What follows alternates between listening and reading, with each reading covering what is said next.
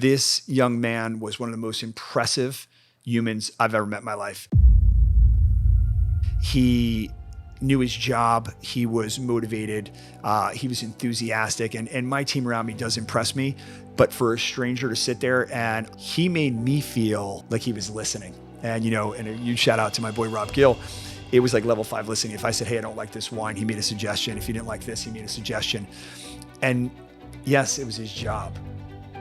But a lot of people, he cared about it. And the level that he delivered at was a passion that you could feel in every word. If you put everything you have into this life, because you only get one, and you say, you know what? When I turn that in and I take those shoes off for the last time, I want to know that I played the best game of my life. And that at halftime, I made adjustments and that 2-minute drill went off.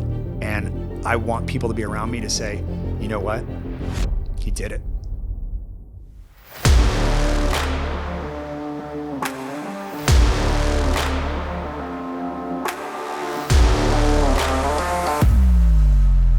Hey guys, welcome back to Tough Love with Dr. John O'Connor.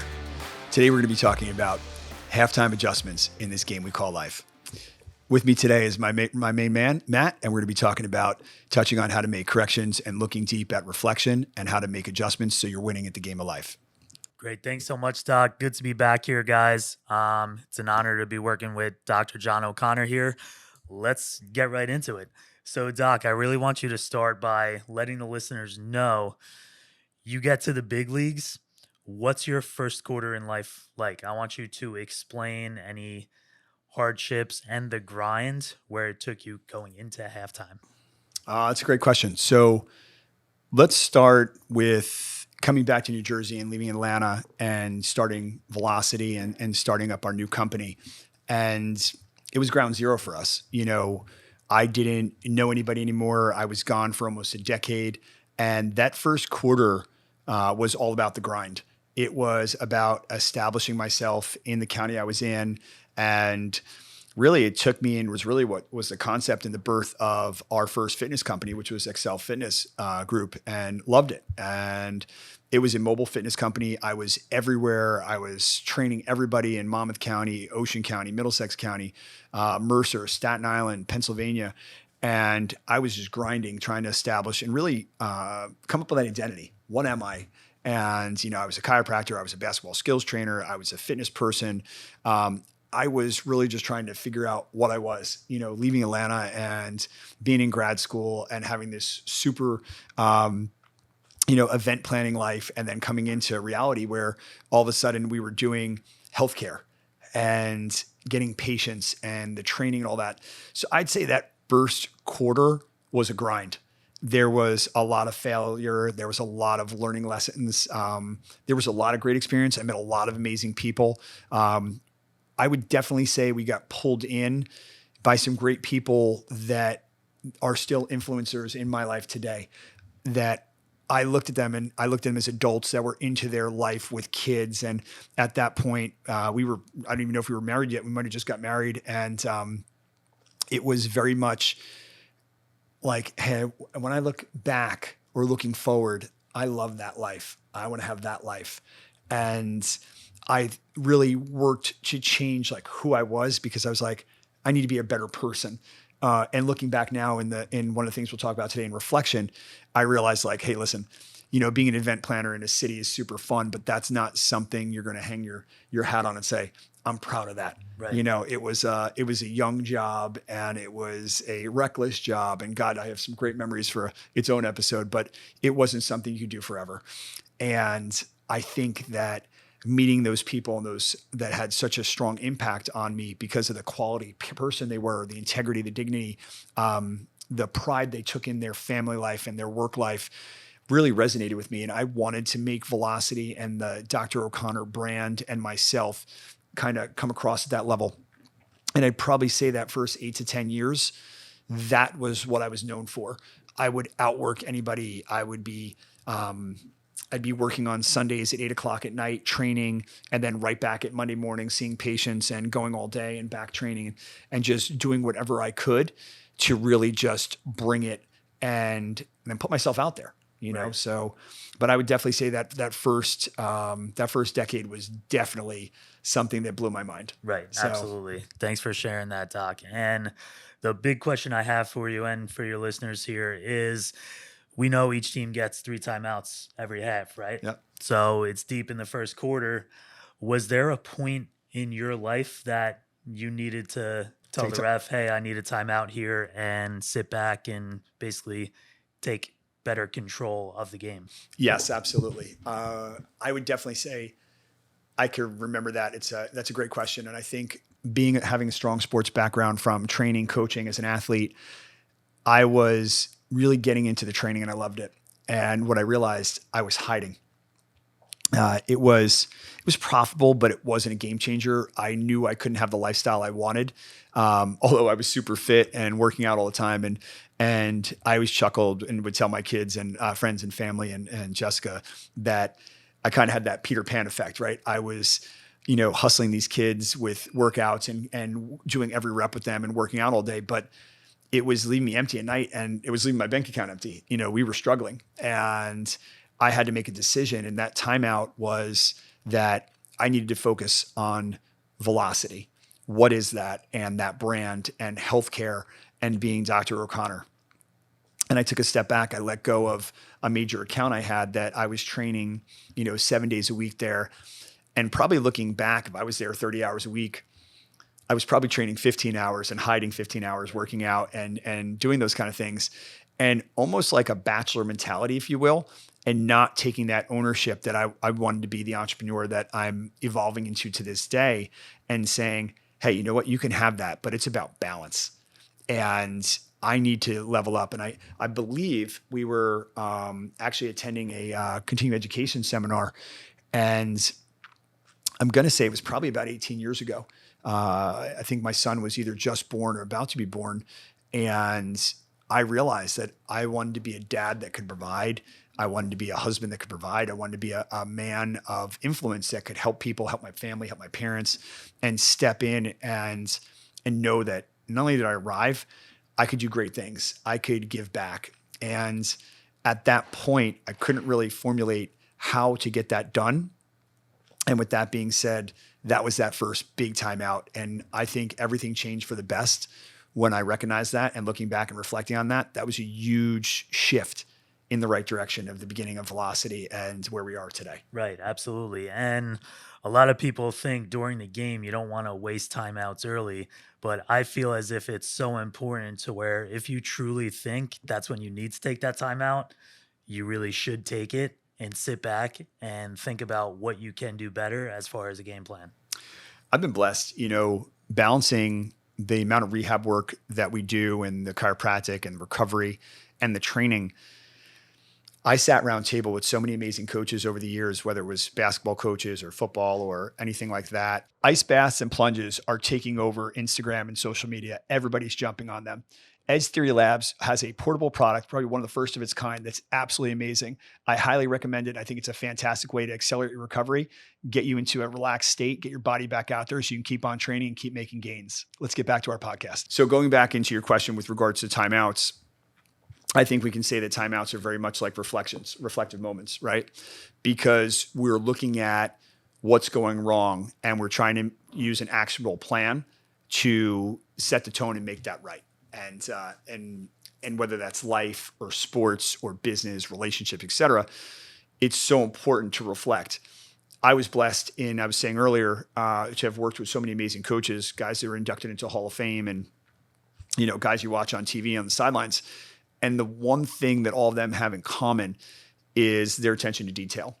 Their style, maybe some people don't like their style, but they reproduce success because they don't break their consistency. And for me, like growing up, like watching sports, whether it was watching the New York Giants and they always ran the ball. And if you hated that, it was painfully boring. But that was their key to success. I loved watching Duke basketball from, the Bobby Hurleys all the way through to the, even Grant Hill back then all the way to the guys now. And, their style has been very similar to that. And reflective, I think that how we translated that into business was that we wanted to look at what we were doing and how to improve all the aspects of our business. And I think that was our roundtable discussion, and something that I really took on my shoulders, that I always want to be the one. I want to be the innovator, and then bring it back to my team and say, hey guys, I've done some, heavy lifting and heavy thinking here. I think we should make this move and make this adjustment so that we talk about the game of life that we want to win. I want my staff to win. I want my team to win. I want us to win. And to have that level of success, I think you have to approach it in that manner. Right, absolutely. And just like any sport, Doc, word to wise is you need to use your timeouts very wisely. So to let the audience know, if they were to ask when would be a good time to take that time out, what would your answer be to someone that asked you that? That's a great question. I think when I look at it, and again, business is business, right? The business of healthcare, financial, insurance, whatever it is, chemical, selling homes. The reality is that timeouts should happen when you're looking at your team or you're looking at your business and it feels like work and the relationships are struggling and the job feels like you're just laboring and you are pushing a wheelbarrow uphill with cement and the tires are flat.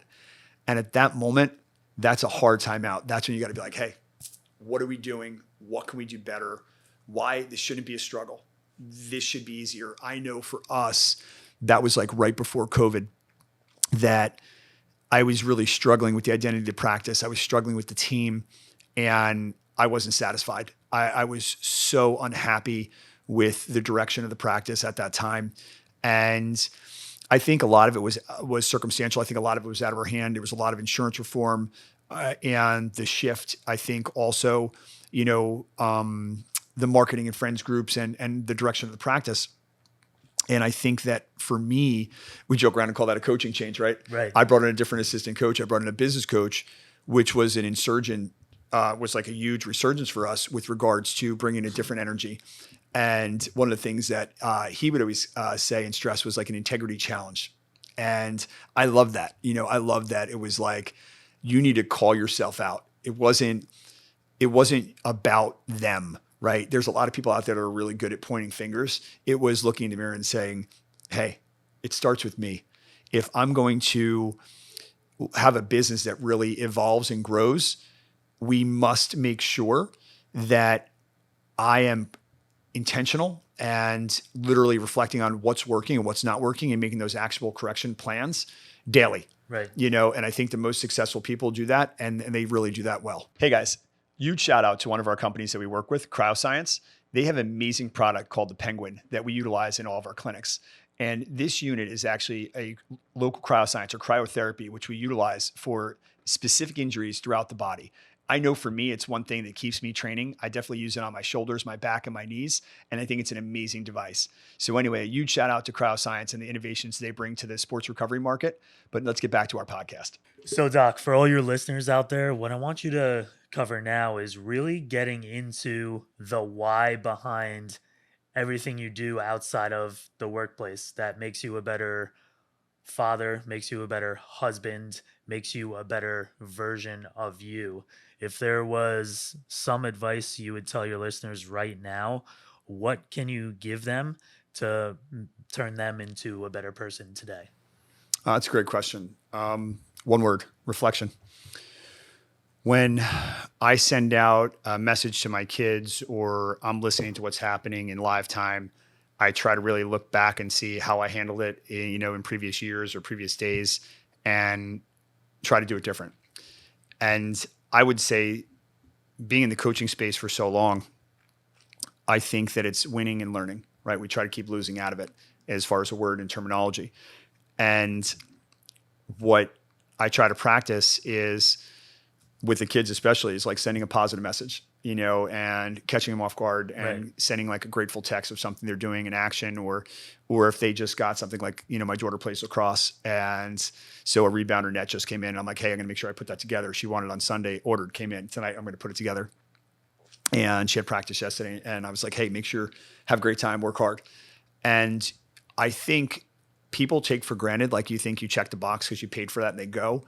But people need to hear that.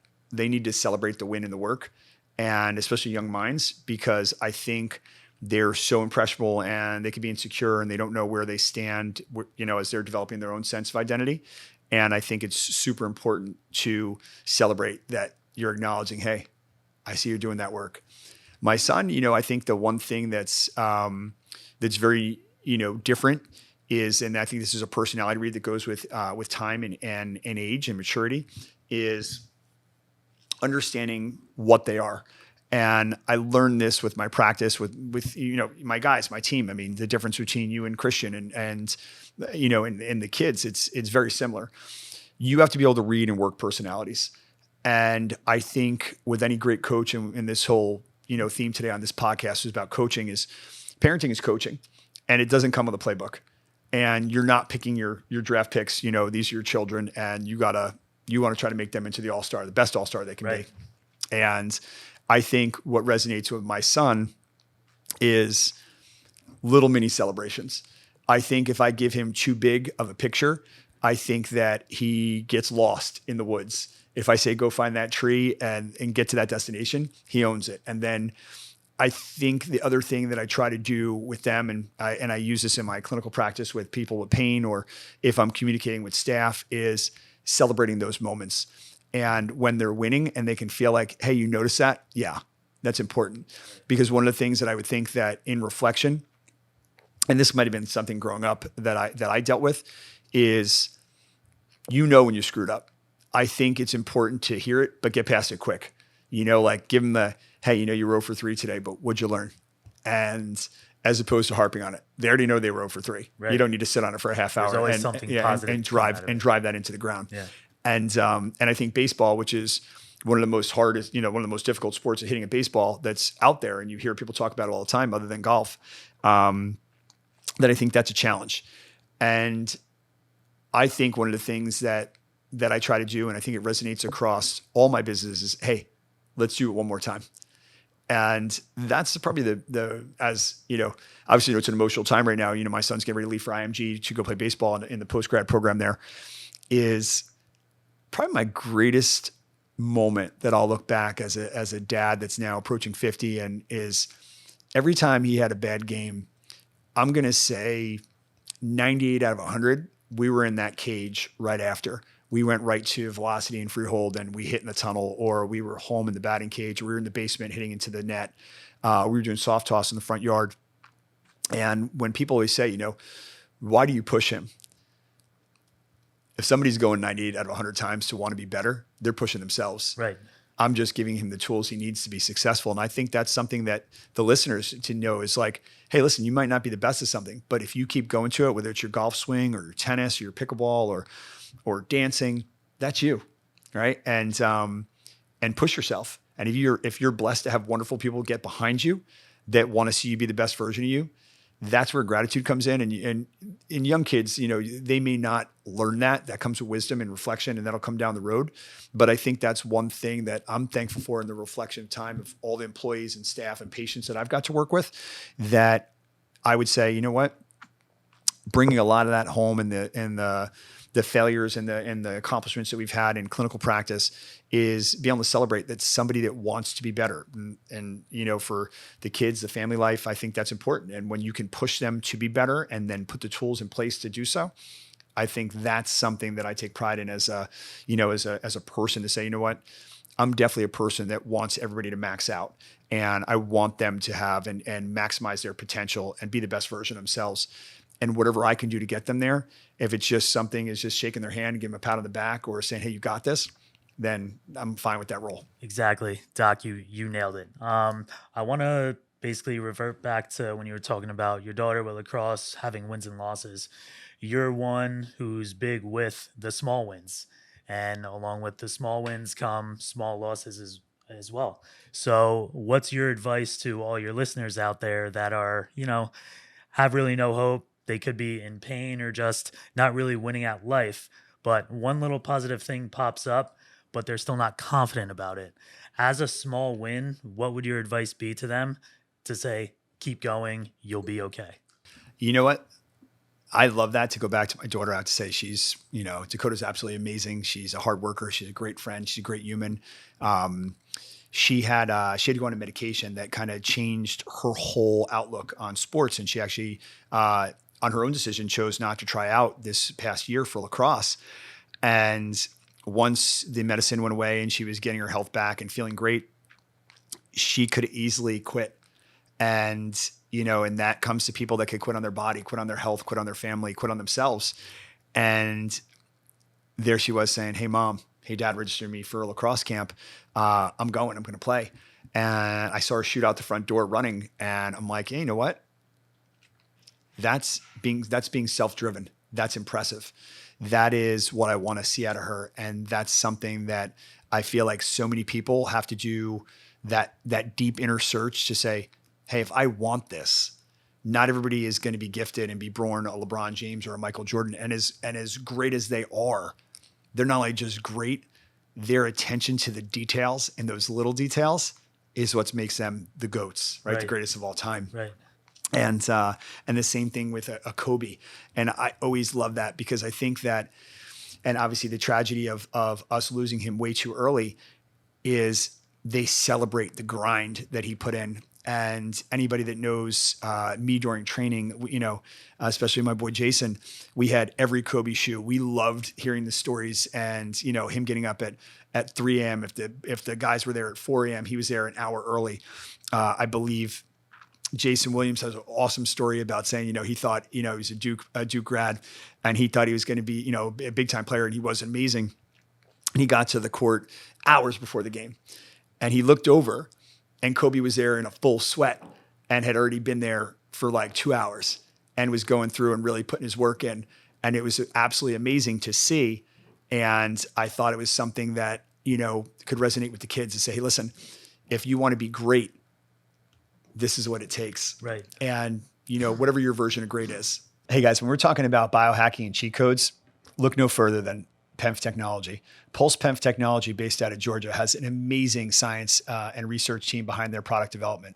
If you're looking for more information, reach out to them or reach out to me, and I'll get you guys set up with them for your recovery, for anything from a bone bruise to back pain, or just looking to feel better, looking to sleep better. PEMF Technology is absolutely amazing. Check them out. So, Doc, getting back into it here, as far as distractions go, just like if one of our teammates fall down, get hit hard, and they're injured on the field, that's a huge distraction to everybody, let alone in their lives. So, if there comes a obstacle or distraction in your life, in business or personal, what is your coachable moment on how to properly handle that mentally and move on from it?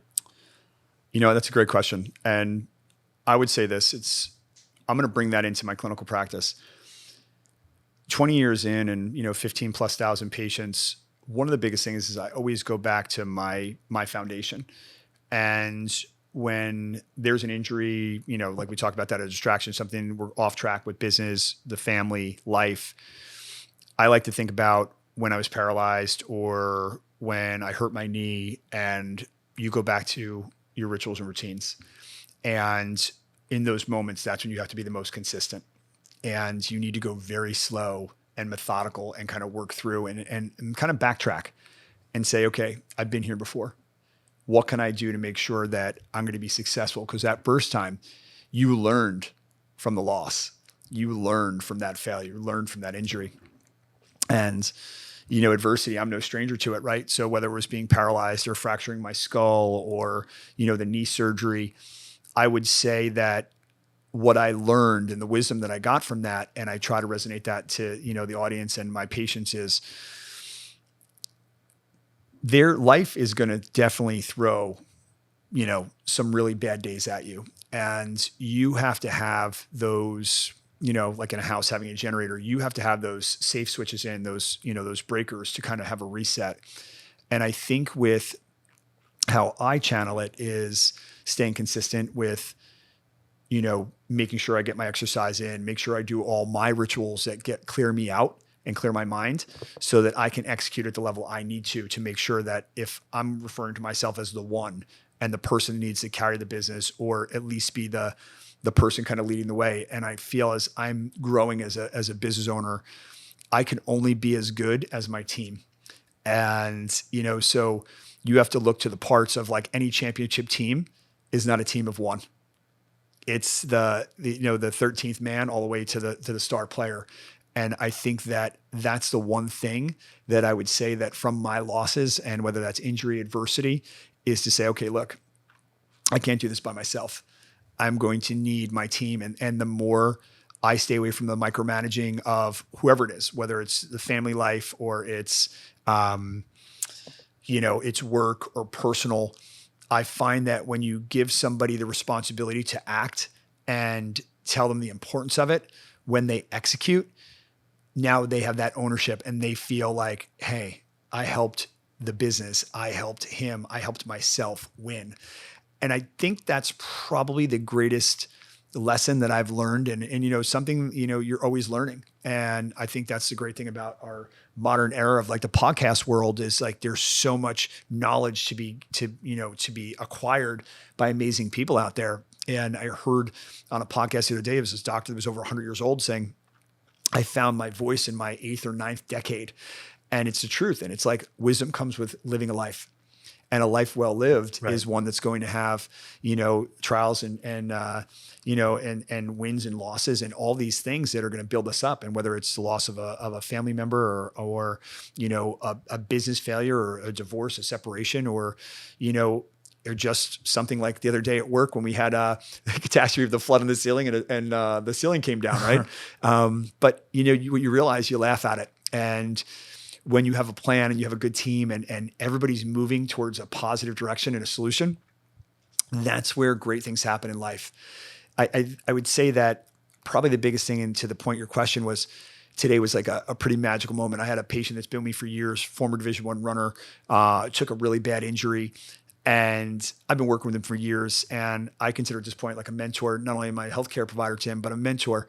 And he's a great kid. And once he realizes how great he is, that I think he's kind of one of those people that I used to be, where you think about the one loss versus the 98 wins, right? And you kind of really sit on that. And when I saw his mom, she said, I was so happy to see that he had a list of all the things he wanted to accomplish, and it's that's going to keep you on your path to success. It's exactly that's going to keep you to elevate when you have that bad day and you go, oh, there it is. I'm back in, right? And because listen, again, the winter is going to come, the rainy days are going to come, the flat tire is going to come. What are you going to do? There's a reason why there's a spare in your car. There's a reason why there's umbrellas, right? You have to weather the storm. And I think by having those actionable plans and staying consistent, and I think, one of the things that's going to happen, like I hear people preaching, and I don't want to steal other people's words, but I'm always been an abbreviation guy. So I think it's R&R, right? For us, it's going to be rituals and routines. Yeah. And for me, it's like, I'm always like, well, if I stick to my rituals and routines, I always win the day. And today I chuckled when I stepped onto the court when we got to work today, and one of the kids was taking shots, and I laughed, and he looked and said, oh, you used to play basketball? I said, yeah, maybe. I was on the court once or twice. Times. And he threw the ball, and I think I was about 35 feet out and went straight to the net. And he's like, wow. And I laughed, and I was saying to myself, today's going to be a great day. And, trust me, if I missed, I would have stayed there until it went in, but it was nice to hit the first shot. But that's life. If I didn't take that shot and I didn't have that mindset that it was going in, I probably would have missed, right? And I think that's a huge lesson in life, is that you have to look at it like it's going in. You have to look at it like you're winning. And I think when you take that approach to relationships, you take that approach to business, you take that approach to yourself, then I think winning becomes the byproduct. And I think that mindset of, okay, hey, this happened. What are we going to do? And I think you look at the Super Bowl and, you look at sports, you look at anything, you look at your own personal life, everything's so readily available. You look at like Patrick Mahomes, he goes down right before the Super Bowl, and, all my friends that are, sports bookie people on fantasy and whatnot, were having a panic. And I was laughing. I was like, this guy's a winner. And, sure enough, he shows up for the Super Bowl, and this guy's like Superman.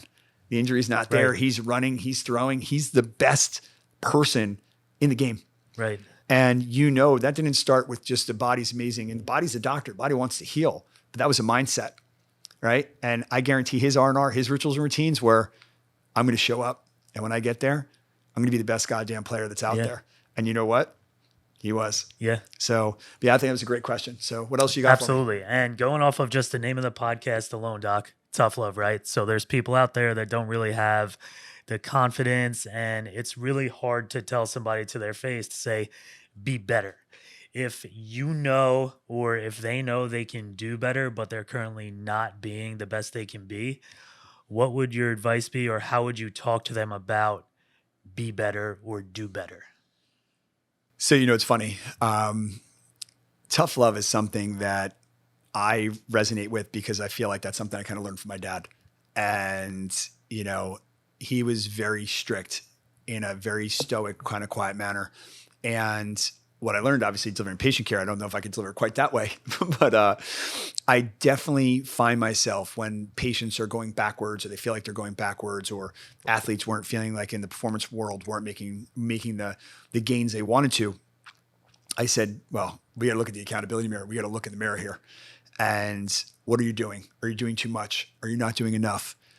And tough love is about sitting in, listening to their answer and saying, heard, I understand what you're saying, but if you really want to be great, maybe you got to not eat that bad food, or maybe party 2 nights less a week, or you got to work a little harder. Are you hitting all the spots with your trainers? Are you making all those things? Are you doing all the exercises? And when they look back at you, it's amazing. You can see that eyes and you make that connection. And when they say, yes, they are, most time those outcomes match that answer. Right. And when they look at you and you can feel like a little bit of a tear or that emotion that they feel like, wow, I'm just not getting it done. Well, that's what tough love is all about. I think the most important people in your life aren't going to sugarcoat it. They're going to tell you, hey, Matt, you know what? I see greatness in you. I need you to see it in you. Right. And if you really want to, and if you want to achieve it, I'm right here with you every step of the way. But you got to understand one thing, it's not going to be an easy road, and you're going to hit some hardships. You're going to hit some losses. And the reality is you got to learn from them. You got to come back. You got to dig in and say, hey, I want this more.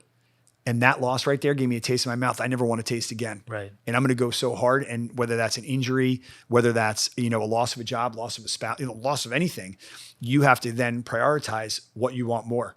And then remember, like, what did you learn from that? Like, I know when I take a loss in anything, I always say, all right, let me burn that in my head because I never want to feel that way again. Right. And that's, teamwork makes the dream work, like anything else in life, business. And fueling off of what you just said, Doc, with that is it takes a team. It's never just one person. So if somebody's down, you're always there to pick them up. And a coachable moment is watching you, how you work with patients and just people outside of your practice, how you talk to them, how you handle their situation. They could be down in the dumps for something so simple, but they don't realize there's still a whole second half of life to play. 100%.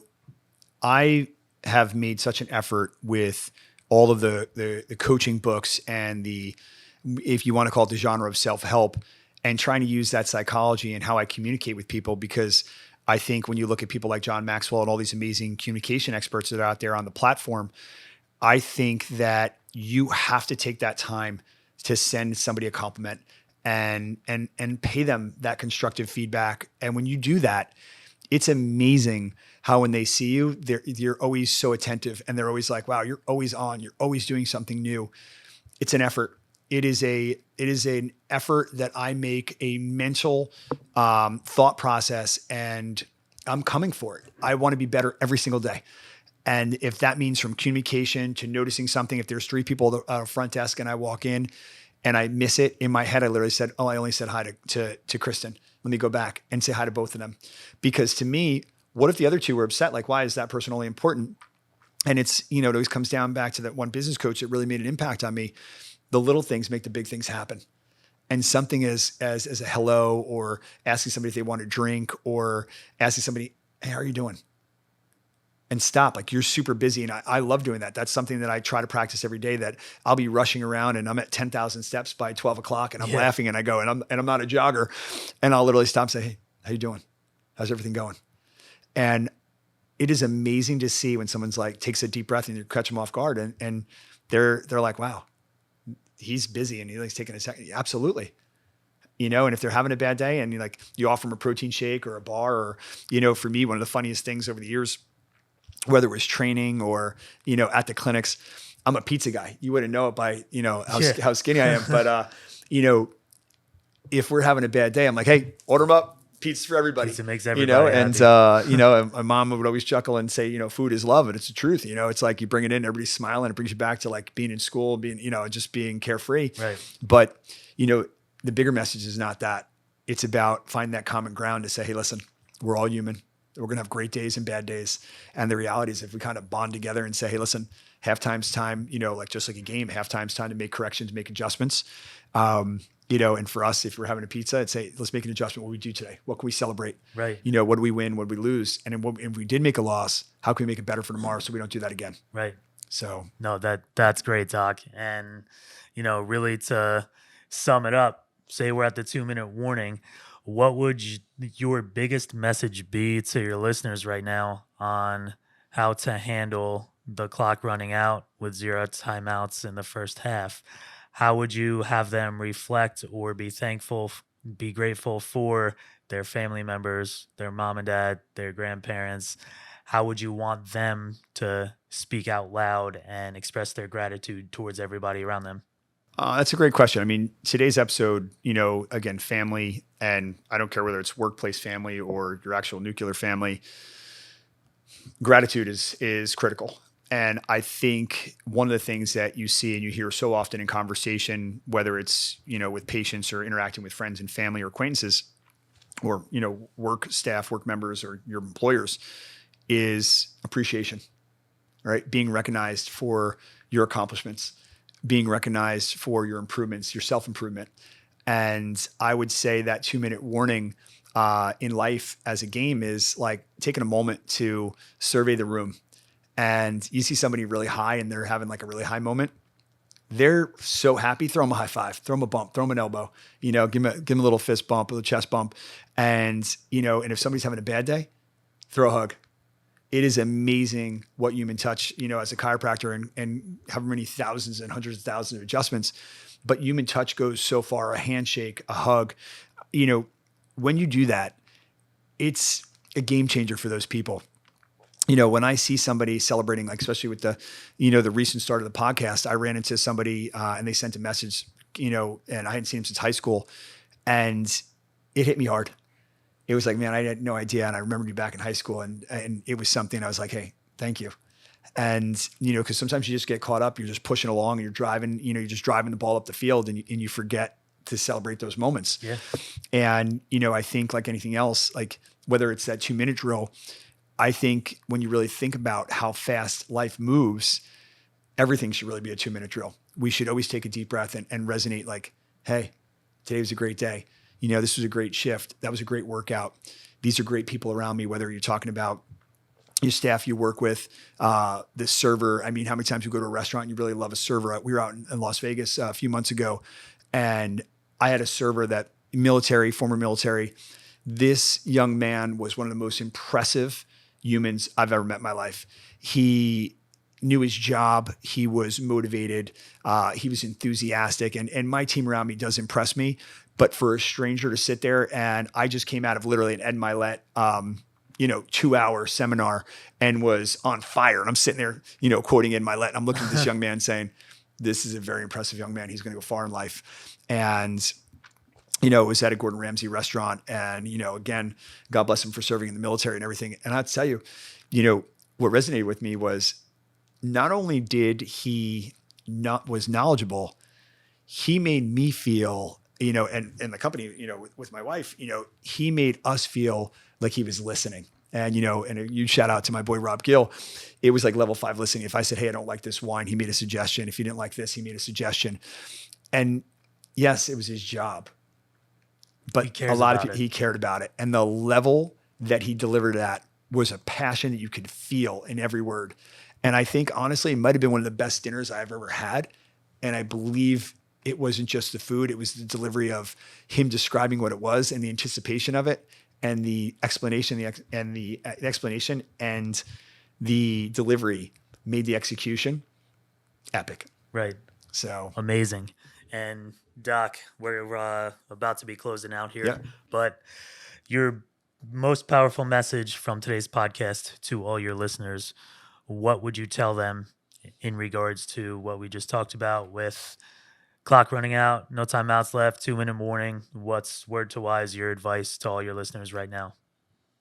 I've been blessed to have and worked with a lot of amazing coaches, and some of the best coaching moments I had, myself or even watched was you don't quit, and no matter what, it's pride, it's discipline, it's letting them know, and I don't care whether it's your work population, your family, a sporting event, you're going to give it everything you got, and that respect, that pride, is going to resonate with you. You'll know you left it out on the field.